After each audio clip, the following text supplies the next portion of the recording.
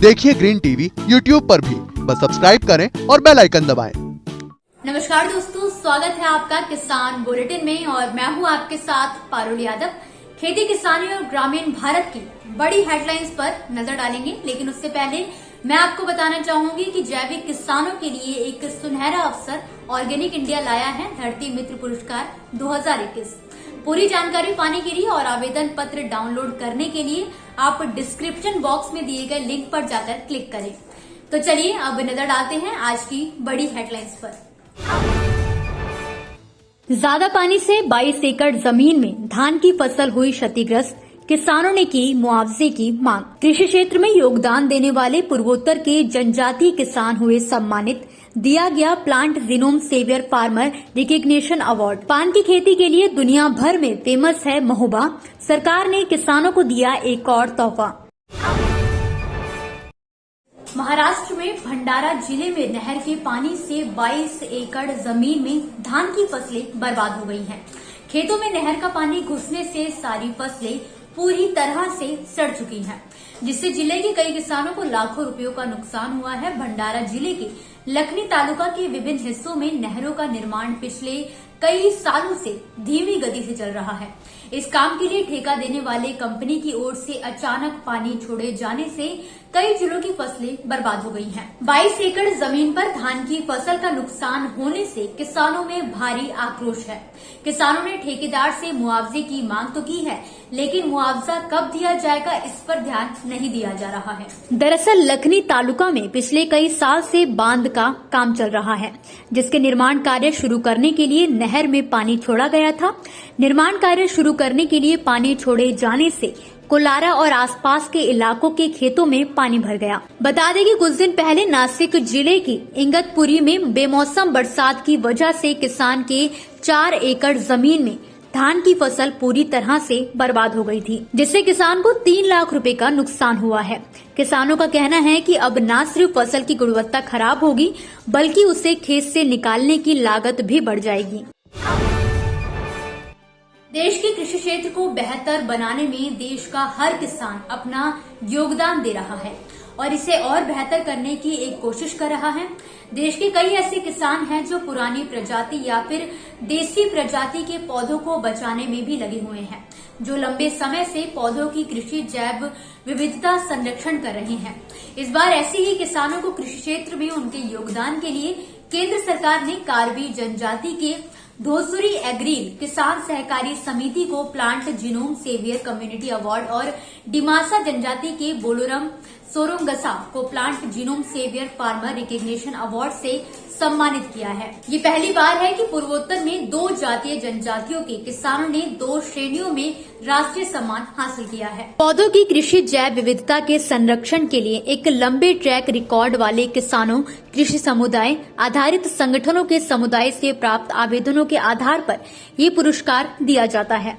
इसी तरह प्राधिकरण उन किसानों को plant genome saviour farmer recognition पुरस्कार प्रदान करता है, जो आर्थिक पौधों के भू प्रजातियों और जंगली प्रजातियों के आनुवंशिक संसाधनों के संरक्षण और चयन के माध्यम से उन्हें बेहतर बनाने के लिए काम करते हैं। और पीपीवी और एफआर अधिनियम 2001 के तहत जिनकी सामग्री का उपयोग पंजीकृत किस्मों में जीन दाताओं के रूप में किया जाता है। उत्तर प्रदेश का महोबा पान खेती के लिए काफी मशहूर है। महोबा का देशावरी पान पूर्व में दुबई, सऊदी अरब, पाकिस्तान और बांग्लादेश समेत दुनिया के दर्जनों देशों में भी काफी पसंद किया जा रहा है। जीआई टैग के बाद अब सरकार ने इसकी खेती को प्रधानमंत्री फसल बीमा योजना से भी जोड़ दिया है। ऐसे में अगर पान की फसल को प्राकृतिक आपदाओं से नुकसान होता है तो किसान इस योजना के तहत आर्थिक लाभ के भी हकदार होंगे। वैसे भी पान की खेती में काफी कठिनाइयां आती हैं, लेकिन सरकार के फैसले से अब किसानों को फसल बीमा योजना से कुछ राहत मिल सकेगी। जीआई टैगिंग का फायदा ये होगा कि निर्यात के उद्देश्य से अब पान की खेती उन्हीं जिलों में होगी जहां पहले से होती रही है। अन्य जगहों के किसान महोबा पान की खेती खुद के इस्तेमाल के लिए कर सकते हैं, लेकिन बिजनेस या निर्यात के उद्देश्य से नहीं। जीआई टैगिंग मिलने से उम्मीद है कि किसानों की आय बढ़ेगी और पान की खेती बड़े स्तर पर करके किसान अपनी दशा सुधार पाएंगे। बता दें कि पान की खेती जनवरी के बाद शुरू होती है। तो दोस्तों, ये थी वो खबरें जिन्हें हमने आप तक विस्तार से पहुंचाया। लेकिन अब बात करेंगे कृषि क्षेत्र से जुड़ी कुछ ऐसी खबरों की जिनके बारे में भी आपके पास जानकारी होना जरूरी है। तो चलिए आप जल्दी से एक नजर डालते हैं खेती किसानी और ग्रामीण भारत से जुड़ी छोटी बड़ी अपडेट्स पर।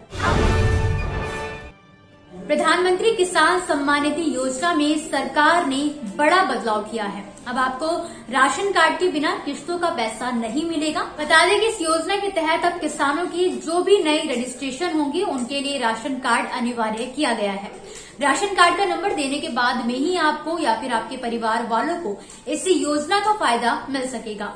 पीएम किसान स्कीम को लेकर चल रहे फर्जीवाड़े को रोकने के लिए सरकार ने ये कदम उठाया है। इसके अलावा जो भी किसान अभी इस स्कीम का फायदा ले रहे हैं उनको भी अपने राशन कार्ड का नंबर पोर्टल पर अपलोड करना होगा। आपको बता दें कि स्कीम के तहत सरकार अब तक 9 किश्तों का पैसा ट्रांसफर कर चुकी है और जल्द ही 10वीं किश्त का पैसा ट्रांसफर कर दिया जाएगा। केंद्र सरकार 15 दिसंबर 2021 तक प्रधानमंत्री किसान सम्मान निधि योजना की 10वीं किश्त जारी करने की योजना बना रही है। संयुक्त किसान मोर्चा की कोर कमेटी की बैठक शुरू हो गई है। नरेंद्र मोदी सरकार के कृषि कानूनों के विरोध में किसानों के आंदोलन का नेतृत्व यही मोर्चा कर रहा था। इस मोर्चे में किसानों के 42 संगठन शामिल हैं। इस बैठक में किसान आंदोलन के आगे की रणनीति और किसानों की एक और प्रमुख मांग एमएसपी पर कानून बनाने के बारे में चर्चा की गई। यही नहीं, इस बैठक के बाद पंजाब के किसान संगठनों और संयुक्त किसान मोर्चा की सोमवार को एक और बैठक होगी। इसके बाद किसान नेता स्पष्ट करेंगे कि आंदोलन की आगे की रूपरेखा क्या रहेगी और दिल्ली की सीमाओं पर साल भर से जमे किसान कब हटेंगे। कृषि कानूनों की वापसी के फैसले पर उत्साहित पंजाब सरकार की मुश्किलें अब बढ़ सकती हैं।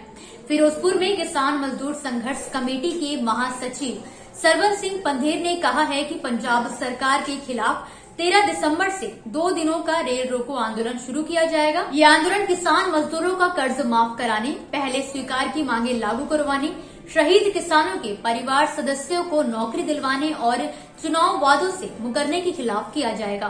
बावजूद इसके मसले हल नहीं किए गए तो बैठक कर आंदोलन को और भी आगे बढ़ाया जाएगा। यानी कि कुल मिलाकर मसले हल होने तक ये आंदोलन जारी रहेगा। बता दें कि कृषि कानूनों के खिलाफ पिछले साल 24 सितंबर से करीब 650 मालगाड़ियां और 325 पैसेंजर ट्रेनें काफी दिनों तक बंद रही थी। किसानों ने पंजाब में बिछी रेल पटरियों पर कई जगहों पर धरना देकर पंजाब, हिमाचल और जम्मू कश्मीर के बीच दौड़ने वाली सभी ट्रेनों को इस दौरान बंद किया था। इसी के साथ दोस्तों आज के किसान बुलेटिन की बड़ी खबरों में फिलहाल के लिए बस इतना ही। आप मुझे दीजिए इजाजत, कल फिर हाजिर होंगे कुछ नई और बड़ी खबरों के साथ। तब तक के लिए आप देखते रहिए ग्रीन टीवी। नमस्कार। देखिए ग्रीन टीवी YouTube पर भी, बस सब्सक्राइब करें और बेल आइकन दबाएं।